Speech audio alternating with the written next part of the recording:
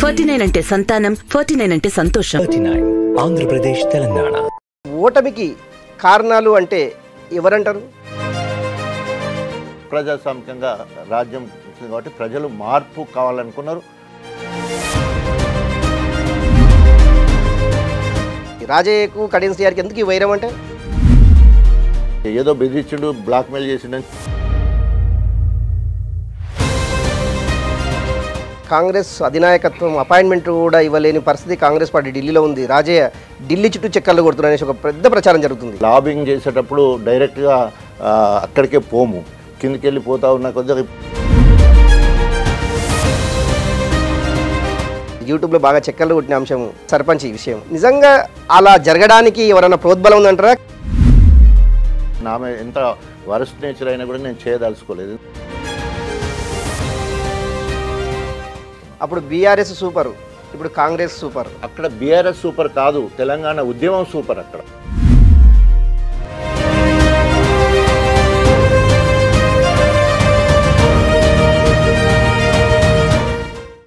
Welcome to I dreams. నేను మీ సంజయ్. తెలంగాణ తొలి deputy సీఎంగా పనిచేసిన తాటికొండ రాజయ్య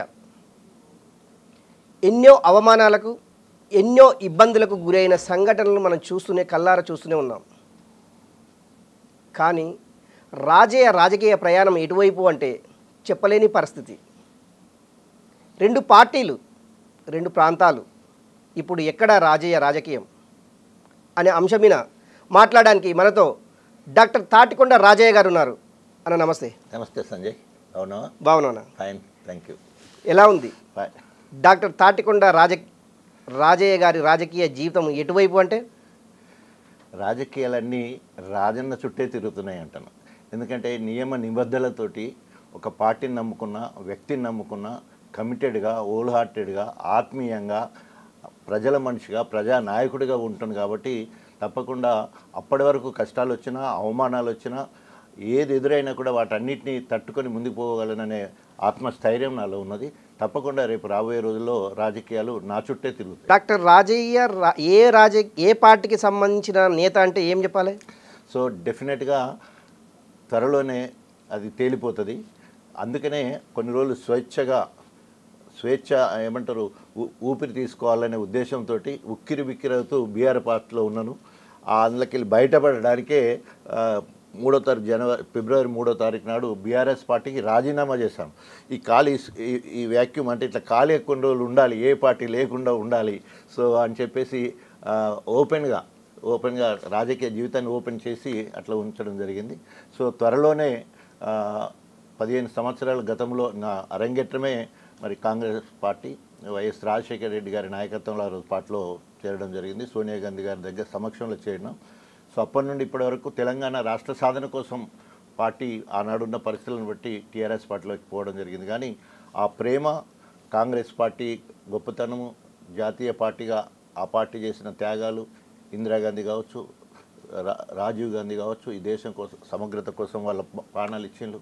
ఇందిరమ్మ రాజ్యం అనేది వేదోళ్ళ రాజ్యాన్ని ఇందిరమ్మ రాజ్యం అంటారు. సో ఆ అభిమానం అట్లాగే ఉండిపోయింది. సో ఏమాత్రం కొంత అభివృద్ధి చేసిందంటే 2004 నుండి 2014 వరకు నేను కాంగ్రెస్ పార్టీలో అధికారంలో ఉన్నప్పుడు చాలా పనులు వైఎస్ రాజశేఖర రెడ్డి ద్వారా చేసుకోవడం జరిగింది. సో అట్లా ఆ ఆనవాళ్ళు ఇప్పటికి కూడా అభివృద్ధి కార్యక్రమం అక్కడ కనబడతాయి. సో కొంతవరకు ఎటు పోయే పరిస్థితి ఉన్నప్పుడు ఇప్పుడిప్పుడే చర్చలు జరుగుతూ ఉన్నాయి. తప్పకుండా మరి అనుకున్నట్టు జరిగే ఉంటే మళ్ళీ పాత గుడికి చేరే అవకాశం ఉంది. బీఆర్ఎస్లో గుర్తింపు వచ్చిందా? డాక్టర్ రాజయ్యకు కాంగ్రెస్లో ఎక్కువ గుర్తింపు వచ్చిందంటే ఏం చెప్తారు? కాంగ్రెస్ పార్టీ కన్నతల్లి లెక్క. నాకు రాజకీయ గురువే వైఎస్ రాజశేఖర రెడ్డి గారు. ఉత్తమ పిల్లల డాక్టర్గా జాతీయ స్థాయిలో అవార్డు వస్తే దాని గురించి తెలుసుకొని సోనియా గాంధీతో మాట్లాడి అక్కడ ఒక కోఆర్డినేటర్ని ఏర్పాటు చేసి నన్ను సోనియా గాంధీతో కలిపించే ఏర్పాటు వైఎస్ రాజశేఖర రెడ్డి గారు చేశారు. ఆ సందర్భంగా సోనియా గాంధీ గారు మీ గురించి అంతా తెలుసు, please do in to Congress party, you can serve more to the poor అని చెప్పేసి నన్ను పార్టీలోకి ఆహ్వానించడం జరిగింది. మళ్ళీ తర్వాత ఇక్కడ వచ్చి రొటీన్ అయింది. 99లో పోటీ చేయడం జరిగింది. మీ రాజకీయ ప్రస్తావన ఎలా కొనసాగిందంటే? రాజకీయ ప్రస్థానం ప్రజా జీవితంలో దండోరా ద్వారా నా రాజకీయ అరంగేట్రం దండోరా మాదిగ రిజర్వేషన్ పోరాట సమితి కృష్ణమాదిగ నాయకత్వంలో జరుగుతున్న క్రమంలో 94లో వారితో కలిసి తెలంగాణ కన్వీనర్గా దాదాపు 97 వరకు 94 నుండి 97 వరకు తెలంగాణ మొత్తం యావత్ తెలంగాణ మొత్తం కూడా ఒక మాదిగా డాక్టర్గా మరి తిరగడం జరిగింది. కంప్లీట్గా మొదటిసారి మొత్తం తెలంగాణ మొత్తం తిరగడం జరిగింది. అక్టోబర్ 13వ తారీఖు 97లో నేను కాంగ్రెస్ పార్టీలో చేరడం జరిగింది. 99లో వైఎస్ రాజశేఖర రెడ్డి గారు ఆనాడు పిలిచి టికెట్ ఇవ్వడం జరిగింది.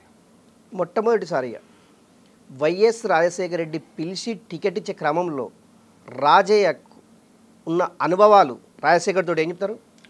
నిజంగా ఒక బీసీ రాయ్ అని చెప్పేసి వెస్ట్ బెంగాల్లో ఒక ప్రజా వైద్యుడు 2 సార్లు సీఎం అయ్యారు. సో వారిని ఆదర్శంగా తీసుకొని ఒకసారి వైఎస్ రాజశేఖర రెడ్డి గారు చెప్పుండే. సో నేను వైఎస్ రాజశేఖర రెడ్డికి ఆదర్శంగా తీసుకొని సో నేను కూడా ఒక డాక్టర్గా రాజకీయాలకు రావాలని ఆలోచన తీసుకొని ఈ పంచకట్టు కట్టడానికి మరి వైఎస్ రాజశేఖర రెడ్డి స్ఫూర్తి నాకు, వారిని చూసి పంచకట్టు అలవాటు చేసుకున్నాను. సో వారిలాగానే target YS Rajasekhara Reddy garu CM దాకా పోయింది, నేను డిప్యూటీ సీఎం వరకు రావడం జరిగింది వారి మార్గంలో నడవడం వల్లనే. తెలంగాణ రాష్ట్రం ఏర్పడిన తర్వాత తెలంగాణ చరిత్రలోని మొట్టమొదటి డిప్యూటీ సీఎం డాక్టర్ రాజయ్య అనుభూతి బాగానే ఉంది. కానీ మొట్టమొదటిసారిగా తెలంగాణలో డిప్యూటీ సీఎంగా బర్తరాపైన వ్యక్తి కూడా డాక్టర్ రాజయ్యనే. ఈ 2 కోణాలను ఏ విధంగా చూడాలంటే ఏం చెప్తారు? సో తప్పకుండా తెలంగాణ ఉద్యమంలో రాజకీయ నాయకులుగా కేసీఆర్, కేటీఆర్, హరీష్ రావు అండ్ కవిత, ఈ నలుగురితో పాటు ఈటెల రాజేందర్ గారు 5వ వ్యక్తి, తర్వాత 6వ వ్యక్తిగా అప్పటి వరకు నేను వచ్చే వరకు కూడా తెలంగాణ మొత్తంలో ఒక్క ఎస్సీ నాయకుడు లేదా ఒక మాదిగ నాయకుడు తెలంగాణ మొత్తం తిరిగే స్టేచర్ లేని వాళ్ళు ఉన్నారు. సో నేను వచ్చిన తర్వాత నన్ను పూర్తిగా తెలంగాణ ఉద్యమంలో వాడుకోవడం జరిగింది. కేసీఆర్ గారు అనేక సందర్భాల్లో వాళ్ళు అటెండ్ అయ్యే సభలకు వాళ్ళు పోకుండా నన్ను పోయి మాట్లాడే కార్యక్రమాలు, శిక్షణ తరగతులకు, ఆ రకంగా గొప్పగా తెలంగాణలో ఉన్న అత్యధిక మాదిగలు, proud to say being a Madiga, దాదాపు 12% మాదిగలు ఇవాళ తెలంగాణ ఒక్క కమ్యూనిటీని ఒక్క కులాన్ని తీసుకుంటే మాదిగ కులం పెద్ద కులం. అలాంటి పెద్ద కులంలో నేను నాయకుడిగా ఎదిగినందుకు లేదా ఆ కులంలో పుట్టినందుకు నేను గర్వపడతాను. సో నేను ఈరోజు తెలంగాణ ఉద్యమంలో అత్యధికంగా పాల్గొన్న ఉద్యమకారులు మాదిగ బిడ్డలు, ధూమ్ధామ్ కళాకారులు మాదిగ బిడ్డలు, డప్పు కొట్టిన వాళ్ళు కావచ్చు, గజ్జ కట్టిన వాళ్ళు కావచ్చు, పాట పాడిన వాళ్ళు కావచ్చు, పాట రాసిన వాళ్ళు కావచ్చు. తర్వాత మీటింగ్లు అయితే మీటింగ్లు ఎక్క కూర్చున్న వాళ్ళందరూ కూడా వాళ్ళే, తర్వాత అక్రమ కేసు పాలైంది వాళ్ళే, ఆత్మహత్యలు చేసుకున్నది వాళ్ళే. సో వాళ్ళందరి ఆత్మస్థైర్యాన్ని పెంచి మనోనిబ్బరాన్ని పెంచి ఆనాడు తెలంగాణ ఉద్యమంలో చాలా గొప్పగా వాళ్ళ నుండి యాక్సెప్టెన్స్ వచ్చింది. నాయకుడిగా వాళ్ళు చాలా గొప్పగా తెలంగాణ ఉద్యమంలో పాల్గొన్నారు. తెలంగాణ వచ్చిన తర్వాత ఉప ముఖ్యమంత్రి 3 నెలల ముచ్చటైనా కూడా కాకి లెక్క కలకాలం కాకుండా కోకిల లెక్క కొన్నాళ్ళు అన్నట్టు ఉన్న 7 నెలలు ప్రజలందరి ఆమోదం పొందే విధంగా చేయడం జరిగింది. సో ఆ క్రమంలో మీరు అన్నట్టు బర్దరఫ్ అనే విషయంకి వచ్చినప్పుడు చెట్టుకు కాయలు కాయడం చెట్టు తప్పు కాదు. చెట్టుకు కాయలు కాసినప్పుడు పిందకాని నుండి కష్టాలు మొదలవుతాయి ఆ చెట్టుకు. సో చిన్నగా ఉన్నప్పుడు రాళ్లతో కొడుతుంటారు, పెద్దగా ఇంత గైతో తెంపుతుంటారు, తర్వాత గుత్తబట్టినోటి తీసుకుపోయే కార్యక్రమాలు చేస్తుంటారు. సో ఆ రకంగా అందనప్పుడు మండ ఇరిసే కార్యక్రమం చేస్తారు. ఒక్కొక్కసారి అనేక రకాలుగా, అందుకనే దాని 3 సామెత, చెట్టుకు కాయలు ఎక్కువ ఉంటే దెబ్బలు ఎక్కువ తగులుతాయని చెప్పేసి. సో అలాంటి క్రమంలో ఎక్కడది చెట్టుకు మంచి పేరు వస్తుందని చెప్పేసి సరే కాయలు తెంపుకుంటే పర్లేదని చెట్టును కొట్టేసే ప్రయత్నం జరిగింది. ఎక్కడ ఏకు మేకైతుంది అనే భయభ్రాంతులకు గురైపోయి, ఎందుకంటే అప్పటికే దళితుడు ముఖ్యమంత్రి అనే కార్యక్రమం ఉంది. అది కాకుండా ఈరోజు ఉప ముఖ్యమంత్రిగా ఉన్న రాజయ్య ముఖ్యమంత్రి కంటే ఎక్కువ తిరుగుతూ ఉన్నాడు. ఒక్కొక్క జిల్లాకు 5 నుండి 8 సార్లు, ఖమ్మం జిల్లాకైతే 12 సార్లు ఉన్న కొద్ది సమయంలో అన్ని జిల్లాలు తిరగడం, అనేక విధంగా మరి పిఎస్సీ నుండి మొదలు పెడితే ఉస్మానియా హాస్పిటల్ వరకు హాస్పిటల్ నిద్ర చేసే ఇవన్నీ కూడా ఏమంటారు కన్నుగుట్టు మొత్తము ఆ జెలసీని భరించలేక ఎట్లయినా తీసేయాలి లేకపోతే రేపు ఏమో అయ్యేటట్టుందని సెంట్రల్ ఇంటెలిజెన్స్ వాళ్ళు ఒక రిపోర్ట్ ఇచ్చినట్టు తెలిసింది. మీరు ముఖ్యమంత్రి ఎక్కడిది, ముఖ్యమంత్రి లెక్క రాజయ్యనే తిరుగుతున్నాడు. సో అన్ని ప్రతిపక్షాలు కూడా ఆయనకి జేజేలు పలుకుతూ ఉన్నాయి, రేపేం జరిగేది లేదు, చదువుకుంటే మంచిదని చెప్పిందని తెలిసింది. అంటే రాజయ్య తప్పు చేయందే బర్తరాపు చేయలేదంటే 100%. ఎందుకంటే కాంగ్రెస్ బీజేపీ వాళ్ళు రైట్ ఫర్ ఇన్ఫర్మేషన్ యాక్ట్కి పోయారు. పోయి అక్కడ మెడికల్ డిపార్ట్మెంట్ అడిగితే అప్పటివరకు బడ్జెటే రాలేదు, వాహనాలు ఎక్కడి, ఉద్యోగాలు ఎక్కడి, ఇదంతా కూడా పేపర్లో వచ్చిన కట్టుకథలు తప్ప ఇక్కడ ఏం జరగలేదని చెప్పి ట్రాన్స్పరెంట్గా వాళ్ళు ఏం లేదని ఇచ్చేశారు. ఇచ్చిన తర్వాత అప్పటికే 3 సార్లు కేసీఆర్ గారు పిలిచినా కూడా నేను పోలే. 4వసారి పెద్ది సుదర్శన్ రెడ్డి మా జిల్లా అధ్యక్షుడు ఉన్నప్పుడు ఆయన తీసుకొని ముఖ్యమంత్రి దగ్గర పోయినప్పుడు అక్కడ ఐఏఎస్ అధికారులతో మీటింగ్లో ఉన్నారు. సో నన్ను చూడంగా లేచి ఎక్స్ట్రీమ్లీ సారీ రాజయ్యని కౌగలించుకొని సిల్వలు పలువలు చేసి వాడోడు వీడో ఏదో చెప్పిండు, నష్టం జరిగిపోయింది, ఇక ముందు అట్లా జరగదు, ఏమంటారు, నీ స్థాయికి తగ్గకుండా మళ్ళీ నీ పదవి మళ్ళీ నీకు వస్తుంది, నీ నియోజకవర్గంలో ఎవ్వరు కూడా ఏలు పెట్టరు, సో తప్పకుండా నీ పని నువ్వు చేసుకో, ఎప్పుడు నీకు డిస్టర్బెన్సే ఉండదని చెప్పడం జరిగింది.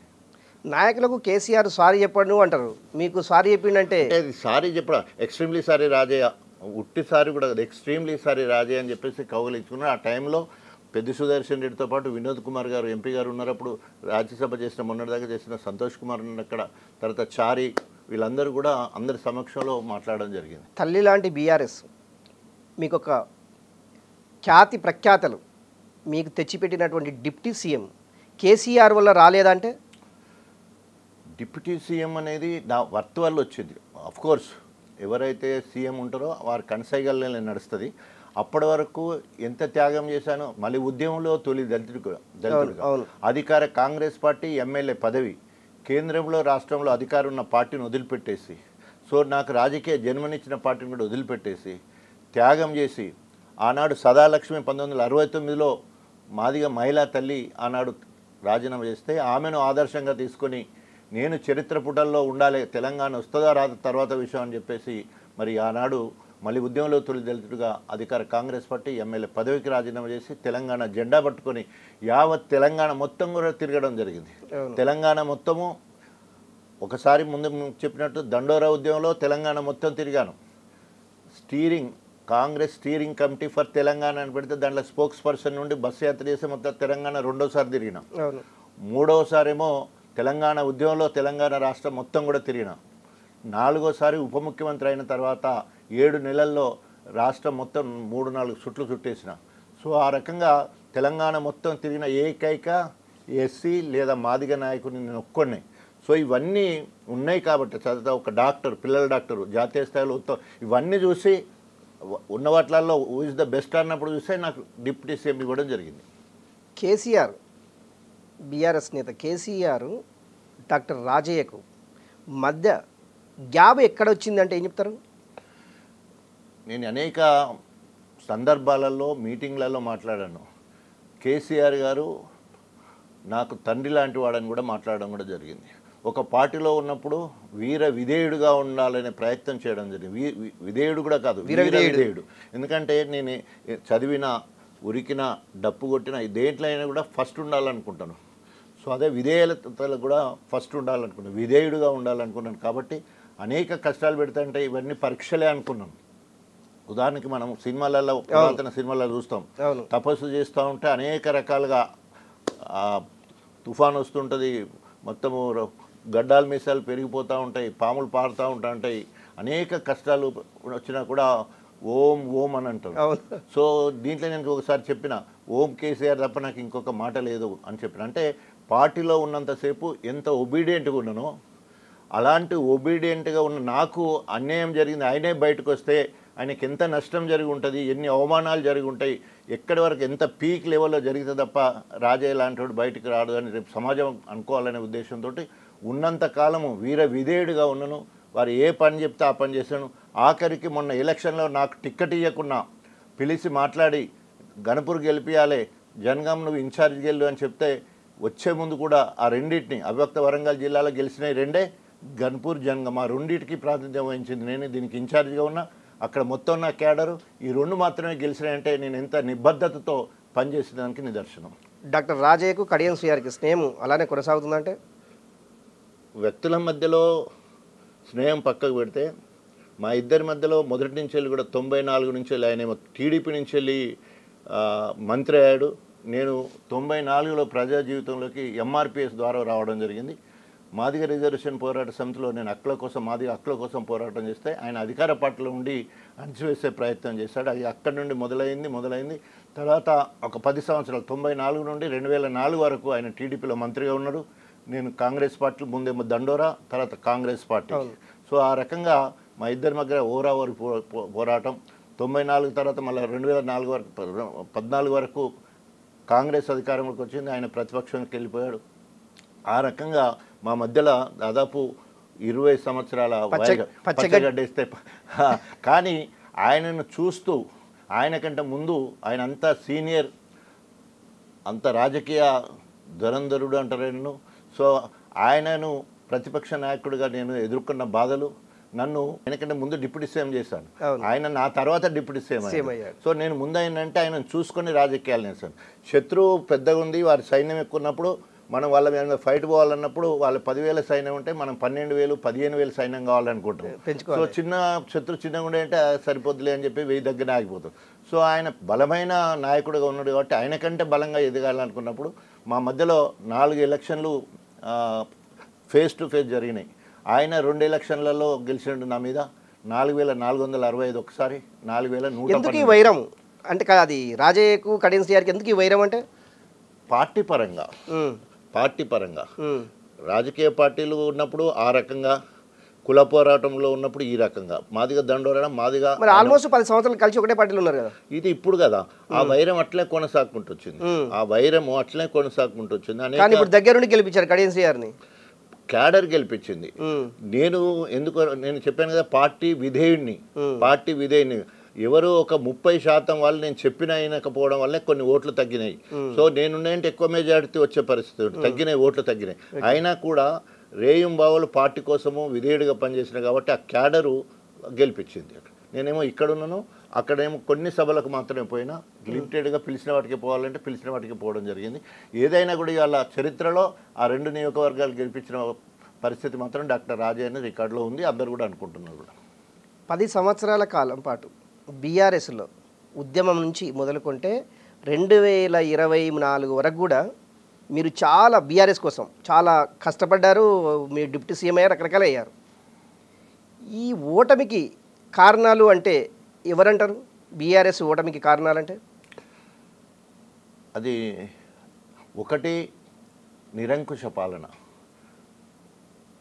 ఫ్యూడల్ విధానం, అహం, ప్రజలకు అందుబాటులో లేకపోవడం, నేనే అనే ఒక భావన, ఎవరికి ప్రజాస్వామ్యానికి విలువ లేదు, ప్రజాప్రతినిధులకు అంతకంటే విలువ లేదు.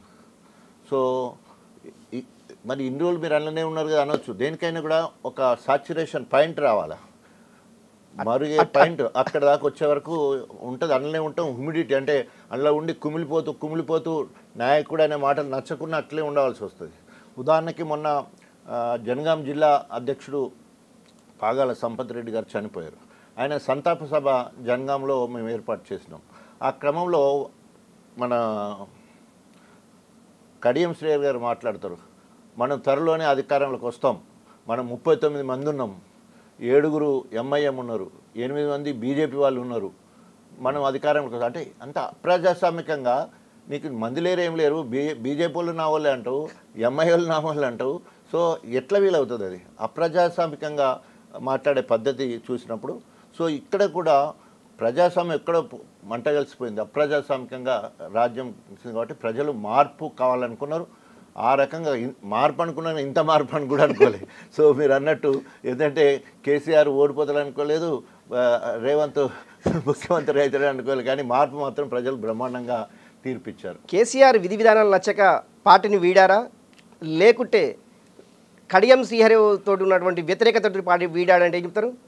తప్పకుండా ముందైతే కడియం శ్రీహరి వల్ల వీడేంత పరిస్థితి కాదు, కానీ పార్టీ విధి విధానం తెలంగాణ ఉద్యమం కోసం మనం కాంగ్రెస్ పార్టీని వదిలిపెట్టి టీఆర్ఎస్ పోయిన పరిస్థితి. ఎప్పుడైతే బీఆర్ఎస్గా మారిందో అప్పుడే దాని క్రెడిబిలిటీ పోయింది, దాని పేరు పోయింది, ఆ ఉద్యమ స్ఫూర్తి అనేది పోయింది. తర్వాత అధినాయకుడి కుటుంబ పాలన కావచ్చు, నిరంకుశ పాలన కావచ్చు, ఆ పార్టీ విధానాలే నచ్చని పరిస్థితి.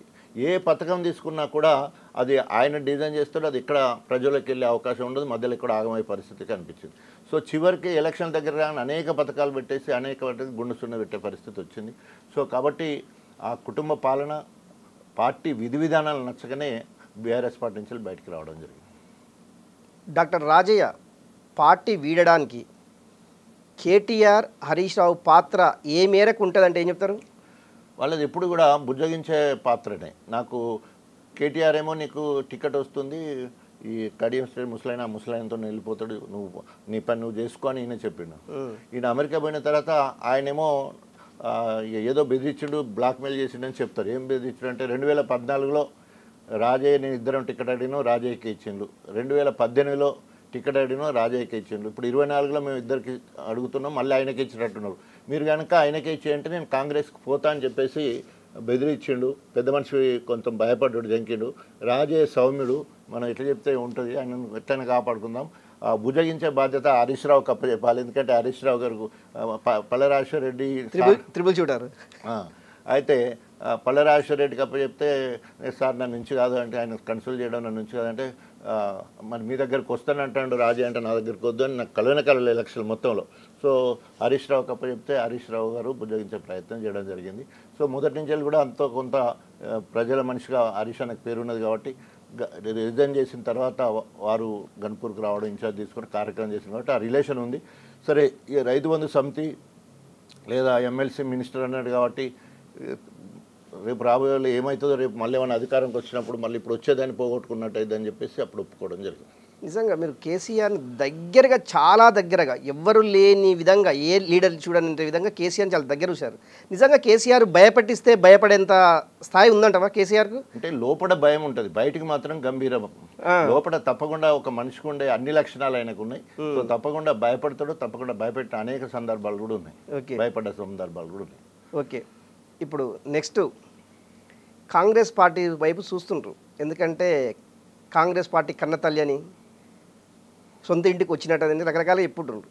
నిజంగా కాంగ్రెస్ పార్టీలో రాజయ్య ఎప్పుడు కాండవ కప్పుకోబోతున్నారంటే, అంటే ఇప్పుడు అక్కడ పార్టీ విధి విధానాలు నచ్చకుండా అక్కడ బయటకు వచ్చినప్పుడు రేవంత్ రెడ్డి గారు వచ్చిన తర్వాత సామాజిక కోణంలో చూస్తే అన్ని వర్గాలను కలుపుకొప్పే విధానం కావచ్చు, ప్రజాస్వామ్యాన్ని పరిరక్షించే విధంగా కావచ్చు, ధర్నా చౌక్ను మళ్ళీ ఓపెన్ చేయడం కావచ్చు, అక్కడ ఉన్న గడీలకు ఎదురుగా వచ్చిన కంచె తీసేయడం కావచ్చు, తర్వాత అనేక మంది పద్మశ్రీ అవార్డులకు సంబంధించిన విషయం కావచ్చు, తర్వాత మొన్న ఇప్పుడు రాజ్యసభ ఒక యాదవ్కు ఎవరు ప్రాతినిధ్యం అనిల్ కుమార్ యాదవ్కి ఇవ్వడం కావచ్చు, ఒక చౌదరికి ఇవ్వడం కావచ్చు.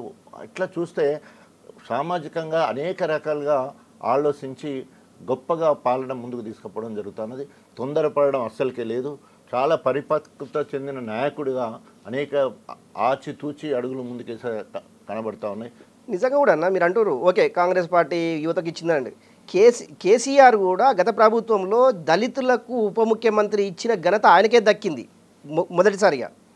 ఆయన కూడా సామాజిక వర్గాలని బేస్ చేసుకొని మంత్రివర్గాన్ని విస్తరించడం జరిగింది. ఇవన్నీ అప్పుడు లేనిది ఇప్పుడు కాంగ్రెస్ పార్టీలోనే కనిపిస్తున్నాయంటే, అంటే ఆనాడు గద్దర్కు గడిలోకి ప్రవేశం లేదు, కోదండరాంకు గడిలోకి ప్రవేశం లేదు. అనేక సందర్భాలలో అపాయింట్మెంట్ తీసుకొని తిరిగి వచ్చిన మీరు కూడా ప్రగతి భవన్కి 2-3 సార్లు అపాయింట్మెంట్ పోయినా కూడా లోపలికి అదంతా అది అప్రస్తుతం. కానీ వాళ్ళకే లేదు, ఉద్యమకారులకు. మీరు ఉద్యమకారులే కదా, అనేక మంది మంత్రులకే ప్రవేశం. దండోరం నుంచి వచ్చినటువంటి రాజయ్యకు ప్రగతి అంటే 100% నిజంగా జరిగిందని అట్లా తప్పకుండా జరిగింది. ఎందుకు జరగలేదు? గేట్ కంచెలు బయటకు వచ్చే సందర్భం, సార్ ఎవరిని కలుస్తలేరని చెప్పడం, ఇట్లాంటి అనేక సందర్భాలు పోయి కూర్చొని మళ్ళీ వెనక్కి వచ్చిన సందర్భాలు అన్నీ ఉన్నాయి. అందరికీ అనుభవాలు అయ్యాయి. ఒకరు కాదు, ఎవరు బయటకు వచ్చిన వాళ్ళందరూ ఈ ముచ్చట చెప్పుడైతే ఉన్నారు. మంత్రులకు కానీ, ఎమ్మెల్యేలకు కానీ, ఉద్యమకారులకు కానీ అనేక మందికి అవమానాలు చాలా జరిగినాయి. సో అందుకనే ఈరోజు పరాకాష్ఠ చేరింది కాబట్టి ఈరోజు ప్రజలు మార్పు కోరుకున్నారు. అదేవిధంగా ప్రజలు సరైన తీర్పును కూడా ఇచ్చింది. వరంగల్ ఉమ్మడి జిల్లా స్టేషన్ గన్పూర్ రాజయ్యకు ఒక గుర్తింపు ఉంది. డాక్టర్ రాజయ్యకు పిల్లల డాక్టర్ అయినా మొదటి నుంచి కాంగ్రెస్ పార్టీని నమ్ముకున్నాడని రకరకాలు ఉన్నాయి. కానీ ఇప్పుడు వరంగల్ నుంచి స్టేషన్ గన్పూర్ నుంచి ఇప్పుడు డాక్టర్ రాజయ్య కాంగ్రెస్ పార్టీలోకి వస్తున్నారంటే వ్యతిరేకించే వర్గం ఒకటి తయారైంది. నిజంగా వాళ్ళని కాదని కాంగ్రెస్ పార్టీలో రాజయ్యని చేర్చుకునే అవకాశం ఉందంటారు? అంటే ఎవరైనా బలమైన నాయకుడు వచ్చినప్పుడు మా ప్రాతినిధ్యం ఎక్కడ పోతుందో మా గుర్తింపు పోతుందనే ఉద్దేశంతో, లేదా ఇప్పుడు దాదాపు 45 నుండి 50 మంది అభ్యర్థులు ఎంపీ టికెట్ కోసం పెట్టుకున్నారు. సో ఆటోమేటిక్గా నేను ఒక్కసారి కాంగ్రెస్లో పోయేది ఉంటే నా ప్రొఫైల్ ఎక్కడో పైన ఉంటుంది. 4 సార్లు continuous MLA, deputy CM, Madiga సామాజిక వర్గము, పిల్లల డాక్టరు, మీరు అన్నట్టు దండోరా ఉద్యమం, తర్వాత అంబేద్కర్ భావజాలము, బహుజన ఉద్యమాల్లో పాల్గొన్నాము, ఇట్లా అనేక రకాలుగా తెలంగాణ ఉద్యమం గొప్ప ఉద్యమంలో పాల్గొన్నాము. సో ఈ రకంగా అందరికంటే నా ప్రొఫైల్ పైన ఉంటుంది. సో నేను ఎవరికి పోటీ కాదు, అన్కండిషనల్లీ ఒకవేళ అవసరం వస్తే అన్కండిషనల్లీ పార్టీలో జాయిన్ అవుతాను. పార్టీ అవసరాల దృష్ట్యా నన్ను ఎట్లా వాడుకుంటే ఆ రకంగా ఉంటానని చెప్పడం మాత్రమే జరిగింది. కానీ నేను ఎంపీ కోసం పోవడం అనేది అయితే కరెక్ట్ కాదు. డాక్టర్ రాజయ్య కాంగ్రెస్ పార్టీలోకి రాకూడదు అనేసి కొంతమంది మహిళలు గాంధీ భవన్ ముందు కూడా ధర్నా చేసిన సందర్భం ఉంది, మీకు అది తెలుసు.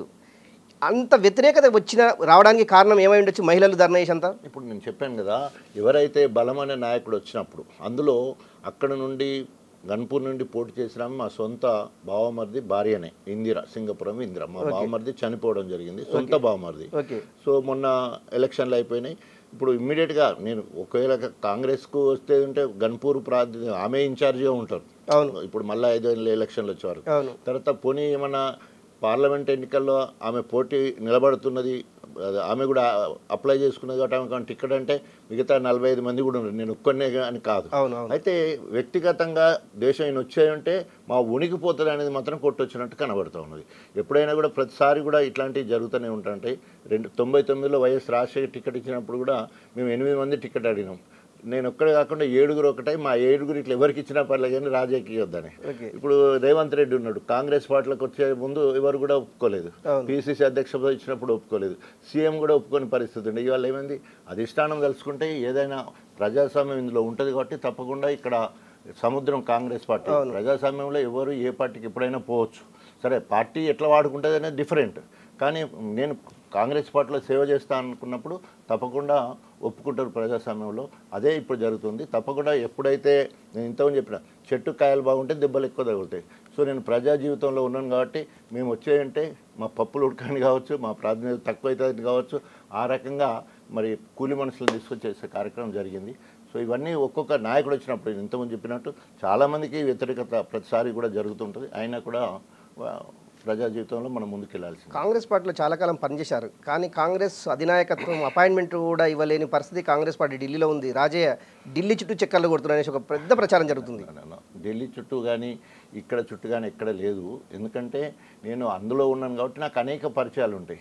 కాకపోతే పెద్దవాళ్ళు కాకపోతే వాళ్ళకి కిందోళ్ళు పరిచయం ఉంటారు, కిందోళ్ళు కాకపోతే ఇంకా కిందోళ్ళు పరిచయం ఉంటారు. సో లాబింగ్ చేసేటప్పుడు డైరెక్ట్గా అక్కడికే పోము, కిందికి వెళ్ళి పోతా ఉన్నా కొద్దిగా. ఇప్పుడు నేను పోదానికి మన ఢిల్లీ పోయినా, తెల్లారి నుంచి ఇక్కడ పిలుపు వచ్చింది. ఎందుకు వచ్చింది పిలుపు? ఎందుకు వస్తుంది కాబట్టి అక్కడ జరిగినట్టే కదా ఏదో మంత్రాలు. సో అన్ని బయటికి చెప్పిన ఫోటోలు వస్తేనే కలిసినట్టు, ఫోటో రాకుండా చేసి అంతే కదా. సో మనలో పెద్ద మనుషులను కలవడం జరిగింది, వాళ్ళు హామీ ఇవ్వడం జరిగింది. సో పార్టీ చేర్చుకునేదానికి అన్కండిషనల్ నేను చెప్తాను, ఇక్కడ చెప్పింది అదే అక్కడ చెప్పింది. అన్నిటికంటే ముందుగా పొంగులేటి శ్రీనివాసరెడ్డి గారు మా వరంగల్ ఇన్ఛార్జ్ మంత్రి, ప్రోటోకాల్ ప్రకారం వారు, తర్వాత ఇక్కడ పిసిసి అధ్యక్షుడు సీఎం గారు రేవంత్ గారు, వారిని కలవడం జరిగింది. మున్షిని కలిసినాము. సో అందరికీ మనం బాగా చెప్పుకుంటాం, మనం ప్రొఫైల్ ఇస్తుంటాము, తప్పకుండా అవకాశం కల్పించమని చెప్పేసి పార్టీలోకి అన్కండిషన్గా వస్తాను కూడా చెప్పడం జరిగింది. రేవంత్ రెడ్డిని కలిశారు ముఖ్యమంత్రి, మీరు కలిసిన వెంటనే ఆయనని మీరు ఏం కోరారు, ఆయన మీకు ఏం హామీ ఇచ్చారు? అన్న unconditionally I'm ready to join Congress party. మీరు ఒక టైం చెప్పంటే అయితే అంత తెలుసు రాజన్న, తప్పకుండా టైం చెప్తాను అని చెప్పడం. No parliament ticket, no MLA ticket, unconditional ముందు నేనే అన్నాను కదా. అన్కండిషనల్లీ ఒక డిప్యూటీ సీఎం లెవెల్లో ఉన్న వ్యక్తులు ఓన్లీ పార్టీలో పార్టీ కండవ కప్పుకోవడానికి ఇన్ని ఇబ్బందులు తలెత్తావని మీరు ఎప్పుడైనా ఊహించారా? ఇబ్బందులు అనుకోను, ఆ మార్గంలో ఉండే కఠినత్వం అట్లా ఉంటుంది. సరళమైన దారి ఏది కూడా రెడ్ కార్పెట్ కంపెనీ ఎవరు కూడా రమ్మన్నారు. అందులో ఒక ఎమినెంట్ పర్సనాలిటీ ఒక పార్టీ నుండి ఒక పార్టీకి వచ్చినప్పుడు ఇలాంటివి జరుగుతూ ఉంటాయి. అనేక సందర్భాల్లో అనేక మంది మారినప్పుడు ఇట్లాంటివి జరుగుతుంటాయి. కానీ అన్కండిషనల్ అనడంలో అర్థం ఏంటి అంటే పార్టీ నా సర్వీసెస్ పార్టీ కోసం వాడుకుంటారా, ప్రభుత్వంలో ఉండడానికి కోసం వాడుకుంటారా, రేపు నామినేటెడ్ ఏమన్నా ఇస్తారా, లేకపోతే ఓన్లీ పార్టీ కోసం పనిచేయమని చెప్పేసి గాంధీ భవన్లో కూర్చుండబెడతారా. బట్ ఈ ప్రభుత్వ విధానాలు నచ్చినాయి కాబట్టి మళ్ళీ అప్పుడేమో తెలంగాణను తెచ్చుకున్న టీఆర్ఎస్లో పనిచేస్తే ఇప్పుడు ఇచ్చిన తెలంగాణ కోసం రాహుల్ గాంధీని ప్రధానమంత్రి చేయాలి, తర్వాత రేవంత్ను ఇక్కడ గట్టి బలపరచాలి. ఎందుకోసం అంటే తెలంగాణలో మాదిగల ప్రాతినిధ్యము కాంగ్రెస్ పార్టీలో యాక్సిడెంటల్లీ ఆర్ ఇన్సిడెంటల్లీ అనుకోకుండానే అది జరిగిపోయింది. అట్లాంటి పెద్దవాళ్ళు లేరు ఇప్పుడు. అందరూ కూడా బట్టి ఉన్నాడంటే మాల దాసరి, తర్వాత ప్రసాద్ కుమార్ మాల, తర్వాత మోచి మా రాజనరసింహ గారు. సో మాదిగ ప్రాతినిధ్యం నా తర్వాత ఇంకెవరికి రాలే మళ్ళీ. సో నేనున్న జనవరి వరకు అంటే 7 నెలలు ఉన్నప్పుడు నేను మాదిగ ప్రతినిధిని. తర్వాత కడియం శ్రేరి బైన్లా, తర్వాత కొప్పులీశ్వర అంటే మాదిగ ఉపకులం. బైన్ల కులమే అంటే ఉపకులాలు ఉన్నా ఏదున్నా కూడా బీసీలో కులాలు వాళ్ళ కులం వాళ్ళదే కదా, వాళ్ళ పిల్లని మాకేరు, మా పిల్లని వాళ్ళకి తీసుకుంటారు, అంతే అయిపోయింది. దేని మ్యాటర్. తర్వాత నా తర్వాత కొప్పుల ఈశ్వర్ వచ్చిండు, ఆయన మాల. ఇప్పుడు మళ్ళీ పెద్దలు దామోదర్ రాజనాథ్ వచ్చిండు, మోచి. అంటే మాదిగ ప్యూర్ హైయెస్ట్ పాపులేషన్ ఉన్న మాదిగకు నేను ఒక్కనే ప్రాతినిధ్యం వహించడం జరిగింది. ఇప్పుడు నా బాధ్యత కూడా ఉన్నది. అంటే మాలలు ఎక్కువగా ఉన్న కాంగ్రెస్ పార్టీలో మాదిగలకు అవకాశం ఇవ్వాలి. తెలంగాణలో ఎక్కువ ఉన్నారు, రేపు ఇందిరమ్మ రాజ్యం అనే పేరు మీద బాగుపడవలసిన అవసరం ఉన్నది. సో అందులో ఉన్నప్పుడు అనుకున్నది ఏది కూడా దళితులకు చెందలేదు కాబట్టి సో మళ్ళీ కాంగ్రెస్ ఇందిరమ్మ రాజ్యం వస్తేనే చెందుద్దని చెప్పేసి తప్పకుండా మాదిగలకు ప్రాతినిధ్యం కోసం కూడా కొట్లాడవలసిన అవసరం ఉంది. అన్న ఒకటి, డాక్టర్ రాజయ్య బర్తరాపు అయిన సందర్భాల్లో కావచ్చు, లేకుంటే కొంతమంది చిలిపి శాస్త్రాలు మహిళలకు సంబంధించింది కావచ్చు, మీరు కుటుంబ ఫ్యామిలీ అందరూ ఒకసారి కూర్చున్న సందర్భంలో ఇలాంటి సబ్జెక్టు టాపిక్ వచ్చినప్పుడు కుటుంబానికి సంబంధించినటువంటి ఫ్యామిలీ మెంబర్స్ కావచ్చు, భార్య కావచ్చు, బిడ్డలు కావచ్చు, కోడలు కావచ్చు, ఎట్లా ఏమనుకుంటుంటారు? రాజకీయాలకు పోవద్దు, రాజకీయాలకు పోతే ఇలాంటి బురదనే చల్లుతుంటారు. విధవలు ఇష్టం ఉన్నట్టు హెడ్డింగ్స్ పెడతారు. విధవలు అంటున్నా, హెడ్డింగ్ పెట్టే విధవలు ఎంత గలీజు అంటే అక్కడ జరిగేది ఒకటైతే ఒకటి. ఆరో తరగతి జరిగే పాప అన్నం తినిపిస్తే దానికో హెడ్డింగ్ పెట్టేస్తారు. ఒక ఎంపీపీ చీరే ఏమంటారు దీప ప్రజ్వలన చేస్తూ ఉంటే జ్యోతిరావు పులే కార్యక్రమంలో కొంగు పడుతుంటే చూస్తూ ఉండాలి కావచ్చు. సడన్గా సర్పంచ్ నేను ఇద్దరం కలిసి ఆ కొంగుని ఇట్లా పక్కకు అంటాం, అదొక దానికి రాస్తారు. స్వీట్ తినిపిస్తా అంటే ఎంత చిల్లర దాన్ని ఎంత పెద్దగా చేసే క్రమం చేస్తున్నది అనేది మీకే అర్థమవుతుంది. అనేక సినిమాలలో హీరోలు ఉంటారు, చిలక కొట్టుడు కొడితే అని పాటపాడి హీరోలు ముఖ్యమంత్రులు ముచ్చట చెప్తా ఉన్నారు. అంటే చిరంజీవి కావచ్చు, ఎన్టీ రామారావు కావచ్చు, సినిమాలలో ఎన్ని రకాలుగా చేస్తుంటారు. ఇక్కడ అలాంటిది ఇప్పుడు కుటుంబం అయినా ఏదైనా కూడా వాళ్ళందరి ఇష్టంతో రాజకీయాలకు పోయినప్పుడు ఇవన్నీ భరిస్తాం ముందే తెలుసు. అదే కుటుంబ ప్రోద్బలం లేనిదే రాజకీయాల్లో సక్సెస్ కావడం కష్టం. కానీ మీ కుటుంబ సభ్యులు రాజకీయాలకు వద్దంటున్నారు. అసలే ఎన్నడూ కూడా లేదు, ఎంకరేజ్ చేస్తూ ఉన్నారు. అట్లాంటిది అసలు ఇలాంటి ఇష్యూలు జరిగినప్పుడు అలాంటి ఇష్యూస్ ఉండవు. రాజకీయాలకు పోయినామంటే అన్ని ఇష్యూస్ ఉంటాయి, అలాంటివి ఉండవు. ఉప ముఖ్యమంత్రి కూడా అయినా కదా, ఉప ముఖ్యమంత్రి అయితే ఎంజాయ్ చేస్తాం, దాని తర్వాత వచ్చే కష్టాలు వద్దా? అట్లా ఉండదు కదా, ఫ్యామిలీలో అట్లా ఉండదు. ఫుల్ అండర్స్టూడ్ అంటే పూర్తిగా అర్థం చేసుకున్న కుటుంబ సభ్యులు ఉండరు. 2 కొడుకులు 2 కోడళ్ళు, తర్వాత భార్య, అందరం ఒకటే కుటుంబం ఉంటాం. మా అందరి పెళ్ళిళ్ళు నవంబర్ 18th నా పెళ్ళి, నా 2 కొడుకుల పెళ్ళి, నాకు 2 కొడుకులు, వాళ్ళకి 2 కొడుకులు, ఉమ్మడి కుటుంబంగా ఉంటాం. ప్రతిదీ కూడా గొప్పగా చేసుకుంటాం. సో సంతోషాన్ని అనుభవిస్తాం. సంతోషపడినప్పుడే బాగా ఎగిరి దునికేసుడు, బాధలు వచ్చినప్పుడు ఏదో తిట్టుకొని దూరం అవ్వడానికి ముచ్చట్లేదు. సో ఏదైనా కష్టం వచ్చినప్పుడు అందరు కలిసి పంచుకుంటాం. ఓకే, మీరు గతంలో చాలా సందర్భాల్లో ఈ యూట్యూబ్లో బాగా చెక్కలు కొట్టిన అంశం సర్పంచ్ ఈ విషయం. నిజంగా అలా జరగడానికి ఎవరైనా ప్రోద్బలం ఉందంటారా? మీరు ఒప్పుకుంటారా? 100% ప్రోద్బలం ఉన్నదని పేపర్లు వచ్చే మన సుమోటోగా తీసిన గవర్నమెంట్ ఉంటుంది, దాని మీద సుమోటో కేసు పెడితే పోలీస్ కమిషనరేట్ అప్పుడు గవర్నమెంట్ ఎంక్వైరీ చేస్తే ఫ్రూట్ ఫాల్స్ అందులో ఏం లేదని తేలిపోయింది. ఎందుకంటే రాజకీయ కక్షతోటి గ్రూప్ తగాదాలు జరిగిన మధ్య దాని వెనక 100% కడియం శ్రేణి, 100%, 99 కూడా 100% కడియం శ్రేణి ఉండి ఆమెతో అన్ని నాటకాలని ఆమెది. ఆ గ్రూపు ఈ గ్రూపు రాజన్న మొక్కలు రావాలంటే మధ్యవర్తులు ఇటు వస్తే రాజన్న ఇప్పుడు ఎమ్మెల్యే ప్రోటోకాల్ ఉంటుంది, రేపు మళ్ళీ మండల అధ్యక్షురాలు కావచ్చు, లేకపోతే మళ్ళీ ఎంపీటీసీ కావచ్చు అని ఎవరైనా ప్రలోభాలు పెడతారు ఒక గ్రూప్లోకి వెళ్ళి ఒక గ్రూప్లో. దాన్ని వక్రీకరించి చెప్పించే క్రమం ఆయన చేసిండు, దాంట్లో సక్సెస్ అయ్యాడు. రాజకీయ కక్ష అని దాన్ని సెక్సువల్ హరాస్మెంట్ అని చెప్పడం, అక్కడ రాజకీయ కక్ష జరిగింది. మమ్మల్ని పిలుతలేరు, మహిళా దినోత్సవం అయితే అక్కడ రమ్మంటలేరు, లేకపోతే చెక్కులు ఇచ్చినప్పుడు దగ్గర రమ్మంటారు. ఇవి అభియోగాలు చూస్తే నవ్వొస్తుంది. అన్నీ మాట్లాడి నేర్పించి పంపిస్తే నిజంగా ఇలాంటి సిచ్యువేషన్లో ఆమెతో ఎప్పుడు కూడా మాట్లాడాలి, ఈమెని ఇలా ఎందుకు మాట్లాడుతున్నామని మీరు మాట్లాడించే ప్రయత్నం చేయలేదా? ఎవరిని? నవ్యతోటి ఎవరితో మాట్లాడించాలి? ఆమెతో నేను మహిళలను గౌరవించడంలో నేను ఇప్పటివరకు ఏ మహిళ మీద కామెంట్ చేయలేదు, ఎన్నడూ కూడా చేయలేదు, ఇప్పుడు కూడా చేయను. ఆమె ఎంత వరస్ట్ నేచర్ అయినా కూడా నేను చేయదలుచుకోలేదు. ఎందుకోసం అంటే చట్టం ఉన్నది కదా, చూసుకున్నది కదా. వరస్ట్ నేచర్ అనేసి మీరు ముద్రేసేసారు అయితే, అంటే అది అధికారులే చెప్పిండ్రు కదా, అధికారులు చెప్పిండ్రు ఎట్లా చేసినని. దాని కింద కామెంట్కి ఒకసారి బాగా చూస్తే తెలిసిపోతుంది ఆమె క్యారెక్టర్ ఏందనేది. నేను ఎందుకని ఎక్కువ మాట్లాడొద్దు అంటున్నా, అటువంటి విషయాలలో ఎక్కువ మాట్లాడదు. ఎందుకంటే మీరు అడిగిన వాడికి చెప్పాలంటే ఎదుటి వాళ్ళని తిట్టాలా, లేకపోతే బదనాం చేసిన పరిస్థితి ఉంటుంది, కాబట్టి వద్దు. 10 సంవత్సరాల కేసీఆర్ గవర్నమెంట్, 70 రోజుల రేవంత్ రెడ్డి గవర్నమెంట్. ఎందుకంటే మీరు రాజకీయాల మీద పూర్తి అవగాహన ఉన్నటువంటి వ్యక్తిగా, రేవంత్ రెడ్డి పరిపాలనకు కేసీఆర్ పరిపాలనకు తేడా ఏం గమనించారంటే, అది అప్రజాస్వామిక ఫ్యూడల్ విధానాలతో ముందుకు పోయిన ప్రభుత్వం బీఆర్ఎస్ ప్రభుత్వం. ఇది ప్రజాస్వామ్యబద్ధంగా ప్రజారాజ్యాన్ని ఇలా చూడగలుగుతా ఉన్నాం, ప్రజాపాలన చూడగలుగుతున్నాం, స్వేచ్ఛగా ఊపిరి పీల్చుకోగలుగుతున్నాం, స్వేచ్ఛ ప్రపంచంలో తిరుగుతున్నట్టు కొట్టొచ్చినట్టు కనబడుతూ ఉన్నది. అందుకోసమే కాంగ్రెస్ విధి విధానాలు నచ్చి ఈరోజు పార్టీకి మొక్కన అంటే కాంగ్రెస్లో చేరాలనుకుంటున్నాం. అప్పుడు బీఆర్ఎస్ సూపర్, ఇప్పుడు కాంగ్రెస్ సూపర్. అక్కడ బీఆర్ఎస్ సూపర్ కాదు, తెలంగాణ ఉద్యమం సూపర్. అక్కడ తెలంగాణ అస్తిత్వంలో భాగంగా నీళ్లు, నిధులు, నియామకాలు అన్నప్పుడు తెలంగాణలో అత్యధిక జనాభా ఉన్నది మాదిగ జనాభా. ఒక్క కులాన్ని తీసుకుంటే ఆ కులానికి మేలు జరుగుతుందని చెప్పేసి నేను అధికార కాంగ్రెస్ పార్టీని వదిలిపెట్టేసి అందులో పోయాను. పేరుని బట్టి కాదు, పార్టీని బట్టి కాదు, ఉద్యమాన్ని బట్టి. తెలంగాణ ఉద్యమంలో నేను భాగస్వామ్యం కావాలి. మా అమ్మ సదాలక్ష్మమ్మ కూడా పాల్గొన్నది. తెలంగాణ రాలే, ఒక పేజీ మొత్తం కూడా ఆమె గురించి రాశారు. రేపు తెలంగాణలో నా పేరు కూడా ఉండాలని ఆశపడి ఆనాడు మరి ఉద్యమం కోసం నేను అటు చేరాను. కాబట్టి టీఆర్ఎస్ఐని ఉన్నప్పటికీ కూడా అన్ని రాజకీయ పార్టీలు, అన్ని కుల సంఘాలు, అన్ని వర్గాలు, అన్ని మతాలు తెలంగాణకు సపోర్ట్, ఉద్యమానికి సపోర్ట్ చేయడం వల్ల తెలంగాణ రాష్ట్రం ఏర్పడ్డది. పేరు టీఆర్ఎస్ అని ఉండొచ్చు కాక. కేసీఆర్ ఓడిపోతాడు, కాంగ్రెస్ పార్టీ గెలిచి రేవంత్ రెడ్డి ముఖ్యమంత్రి అవుతాడు అనేసి మీరు ఎప్పుడన్నా ఊహించిర్రా?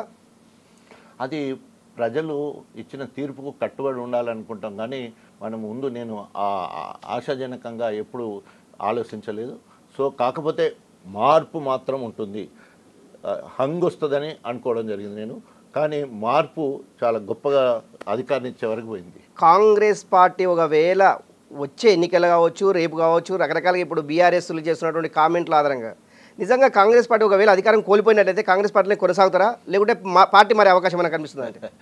100% నా చేసే జీవితం మొత్తం కూడా నేను తీసుకున్న నిర్ణయాన్ని బట్టి కాంగ్రెస్ కనుక వెళ్ళేది ఉంటే ఇంకా తప్పకుండా కాంగ్రెస్లోనే కొనసాగుతాం. ఇది ఈరోజు డాక్టర్ రాజయ్యతో చిట్చాట్. మరో చిట్చాట్తో మళ్ళీ కలుద్దాం. నమస్తే.